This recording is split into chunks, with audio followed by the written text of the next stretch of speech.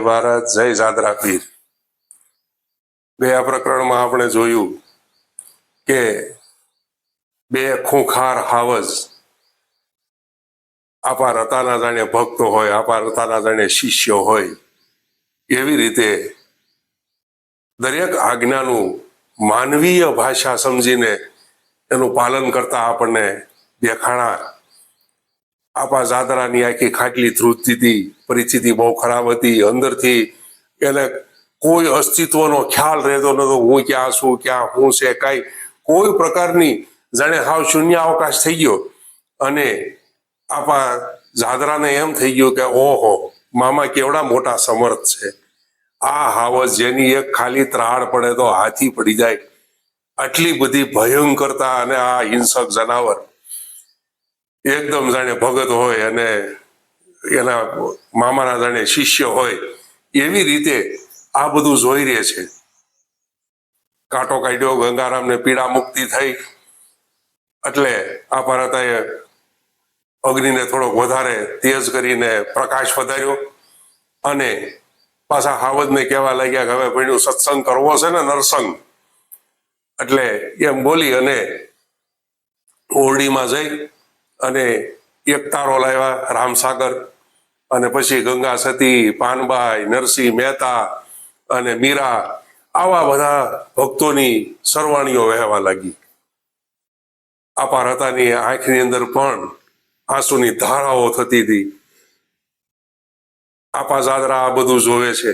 સિંહ પણ એકદમ નિર્લેપ ભાવે કોઈ પણ પ્રકારનો જાણે એના મનની અંદર કોઈ ભજનની હારોહાર પોતે સત્સંગ કરતા હોય એવા ભાવથી શાંતિથી બેઠા છે। કોઈ પ્રકારનો કોઈ ઉલ્કાપાત જોવા મળતો નથી। ઊભા કાન કરી અને આપા રતાની વહેતી આ ભજન સરવાણીને એ બંને નરસંગ સાંભળી રહ્યા છે। સવાર થવા એવું 4 વાગ્યા, પરોઢિયું થઈ ગયું અને આપા રતાએ કીધું હે ભણે હવે આપણે સત્સંગ પૂરો કરતા છા અને હવે તમે બંને ભણ્યું જાઓ અને ગૌત્રીને મારતા નહીં। એટલે જાણે એ આજ્ઞાકીન શિષ્ય હોય એમ ઊભા થઈ અને બંને હાવજ પૂછડાના ઝંડા ફેરવતા ફેરવતા માંડવધારના ડુંગરાની અંદર અદ્રશ્ય થઈ ગયા। આપા રતા રામસાગર મૂકવા માટે ઓરડીમાં ગયા અને જ્યાં ઓરડીમાંથી બહાર નીકળ્યા ત્યાં તો એના પગમાં જાણે કોઈ બેડીયું મારી હોય એવી સજળતા આવી ગઈ।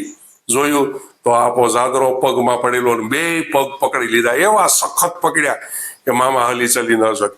અને આપા રતા અરે ભણ્યા ભાણુભા, ભણ્યા આ કામ કરતા છો તમે? પણ એક પણ પ્રકારનો કોઈ જવાબ આપ્યા વગર, કોઈ પણ પ્રકારનું કાંઈ કર્યા વગર આપા જાદરા છે ચોધાર આંસુએ રડી રહ્યા છે। અને અંદરથી જાણે કોઈ ઓલો ખુખાર જાદરો ભાગી ગયો હોય અને આ કોઈ એકદમ શાંત જાદરો આજે એના પગમાં પડ્યો હતો અને માંડ માંડ એ પગ છોડ્યા અને આપા જાદરા એક પણ શબ્દ બોલ્યા વગર, કાંઈ પણ કીધા, મામાની રજા બજા લીધા વગર સીધી દોટ મૂકી અને મોરડી આવીને ઘોડી છોડી અને સીધી ઘોડી સોનગઢના માર્ગે મારી મૂકી। હવે તે દિવસથી આ જે ઘટના જોઈ અને આ દ્રશ્ય જોયું અને આપા જાદરાનો અંદરનો જે ખુખાર જાદરો હતો, લૂંટારો જાદરો હતો, માથા ભારે ભરાડી, એ જાદરો જાણે ગામતરું કરી ગયો। હવે આ જે જાદરો અત્યારે છે શાંત છે, કોઈ પણ પ્રકારનું ઘરે આવીને બેસે, સવાર થાય 4 વાગે એટલે બળાક દઈને આંખ ખોલી જાય અને શીસણ લે, ડોલ લે, કૂવામાંથી પાણી સીંચે, નાય, આખું ખોળિયું પલાળે, કપડાં ભીના ફળિયામાં આટા મારે અને થોડોક સમય થાય એટલે કપડાં બદલાવી અને પોતાની ઘોડી છે એ પાછી મોલડીના માર્ગે મારી મૂકે।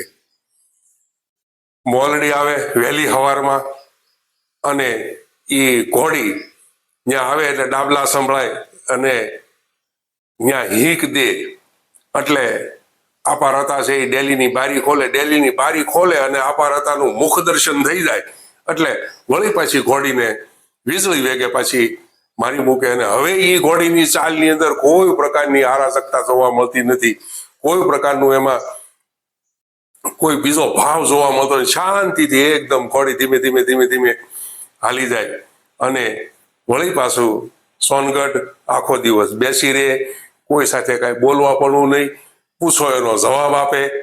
અને આ 2-3 દિવસથી આ વર્તન ફરી ગયું.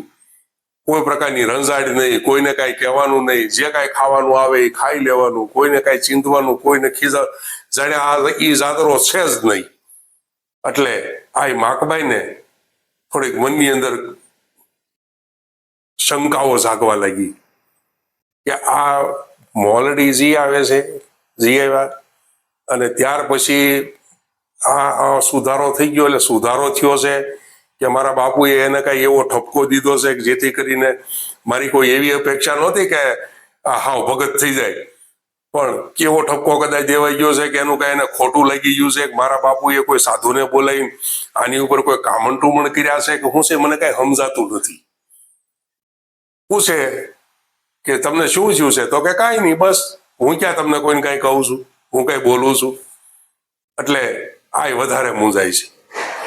પછી તો એક દિવસ આ રોજનો ક્રમ, સવારમાં 4 વાગે જાગે, નાહી લે, થરથરતા શરીરે કપડાં બદલાવે અને મોલડી જાય, આપારતા ડેલીની બારી ખોલે, એનું દર્શન કરી તરત પાછા.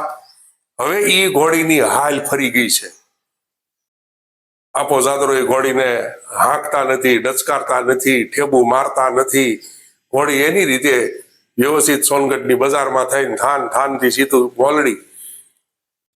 એટલે આ માટે અકળાવનારો સમય હતો. એટલે વળી પાછું પૂછે કે મારા બાપુએ તમને કાંઈ કીધું નથી ને? મારા બાપુએ કે ના, કાંઈ કીધું નથી, હું મને કાંઈ કોઈ પ્રશ્ન નથી. એટલે હવે આપા જાદરાની ઘોડી નીકળે અને રોજ કુજરા ભહે. હવે એ ઘોડી પાણાના કટકા ઉડાડતી નથી, કોઈ પ્રકારની ધૂળની ડમરી ચડતી નથી.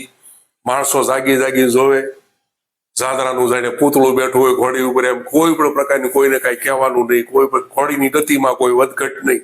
જે સ્થિતિમાં ઘોડી હાલી જતી હોય એ હાલી જાય. આ પણ અકળાવનારું બન્યું માણસો માટે. ગયા વાતો કરવા તરત જ કે જોયું આપો હમણાં હાવ ટાઢો થવું ગયો છે. બીજો કોક કે ભાઈ કોક ભટકાણો હોય છે માથાનો, ને આમાં તો કાંઈ બહુ એવું હારાવટ ન હોય, એટલે કોઈ કે હાડક્યા બાટક્યા ભાંગી નાખ્યા હોય. તો કે ભાઈ હાડક્યા ભાંગી નાખ્યા હોય એ વાત એ હાચી, પણ મને એમ આ મોલડી ગયા પછી આ બધું થયું. એટલે મને એમ છે આપા રતાએ ઠમઠોર્યો હોય છે. બીજો કે ભાઈ આપા રતાએ એવું કઈ ઠમઠોરો, એનો જમાઈ છે, એનો ભાણેજ છે, એટલે એવું તો કઈ નહીં હોય. પણ હવે ગમે છું આને કઈક અસર થઈ છે, કા કોક ભેટી ગયું છે ખરેખર, અને કા આપા હતા તો પાછા ભગત જીવ છે, વળી કઈક કોક બાવાને બોલાવી અને કઈક કામણ ટુમણ કર્યા હોય અને આપો સીધો થઈ ગયો છે. પણ રોજ મોલડી જાય છે, કાંઈ નથી ક્યાંય કોઈ જગ્યાએ ઘોડી ઉભી રહેતી નથી, કોઈ જગ્યાએ કોઈ પ્રકારની એની જે જોવાની આખી જે શકરાબાજ જેવી દ્રષ્ટિ હતી એના બદલે હાવ શાંત, કોઈ પણ પ્રકારના કોયલા વગર. એટલે આ બધો સુધારો છે ને એ લોકોથી સહન નહોતો થતો. રોજ નવી નવી નિંદાઓ. અને માકબાઈએ પૂછ્યું કે મારે હવે એક દી મોલડી જવું છે. કે કેમ? કે મારા બાપુને મારે પૂછવું જોઈએ કે તમે આને શું કીધું કે શું કર્યું એવું, કે ભાઈ ન્યા ક્યાં જવાની જરૂર છે, હું ક્યાં ખાઉં છું, કઈ મારી કોઈ ફરિયાદ છે તમે ન્યા જઈને કયો? કે નહીં, કાંઈક તો છે જ. તો કે કાંઈ નથી, એ મેં મારા મનથી આ બધું પણ આ બધું વયું ગયું. તો કે હા, એ બધું વયું ગયું. કાંઈ પ્રકારની વિશેષ કોઈ લાંબી ચોડી વાત જ નહીં કરવાની. આ સુધારો એકાએક થયો એટલે બધા ગામમાં બધા નકળામણ થવા મળી કે આ જાદરો કોઈ, હવે આ સમાજ તો એવો છે કે હારા માર્ગે વળેલા નહીં ગરડે, ખરાબ માર્ગેથી હારા માર્ગે વળે એને પાછા મૂળ માર્ગ ઉપર લાવવાની કોશિશ કરે. એટલે રોજ બધા નવા નવા પાછા કઈક વાતો કરે ને નિંદા પૂછલી ને આ તે. પણ આપણા જાદરાને કોઈ પ્રકારનો ફેર નહોતો પડતો. જેમ જાય એમ જાય, આવે એમ આવે, કોઈ પ્રકારનું બહાર જવાનું નહીં, કોઈને રજાડવાના નહીં, કોઈ ફરિયાદ નહીં. એટલે લોકોએ જુદા જુદા પ્રકારના ઘણા હડુલા હાંક્યા.